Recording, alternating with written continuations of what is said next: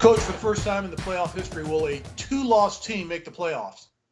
Well, I remember a few years ago, LSU had two losses. They made it. They beat Alabama for the national championship. With all the transfers and all the uncertainty in college football, I think it's hard to get the chemistry and the continuity together and create a culture with your team. So I think it's very possible a two-loss team could win the national championship. And it would be rare, but I think it could happen this year.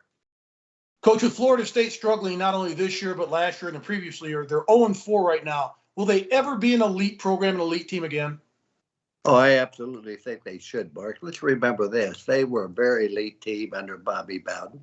And then, of course, after his replacement, they continued to win. It all comes down to leadership, Mark.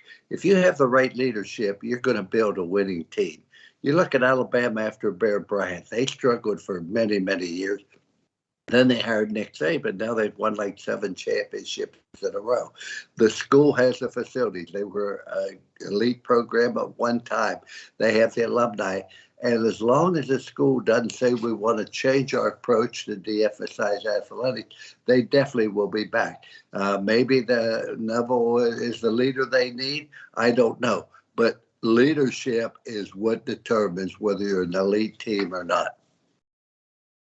Okay, Coach, give me 2 teams that exceeded your expectations thus far this season, and you better not say Notre Dame. Well, they haven't exceeded my expectations, but you go to the Pac-12. There's nobody there exceeded. We expected Oregon to be pretty good. You go to the Pac-12, there's nobody exceeded my expectations. Iowa State's been disappointing. Oklahoma's been disappointing. You go to the ACC, there's nobody really exceeded my expectation, but Clemson is disappointed. North Carolina has. I think you have to go to the Big Ten. And you look at the Big Ten, I think Iowa, Maryland, Penn State are 3 teams that come to my mind that have exceeded my expectations as well.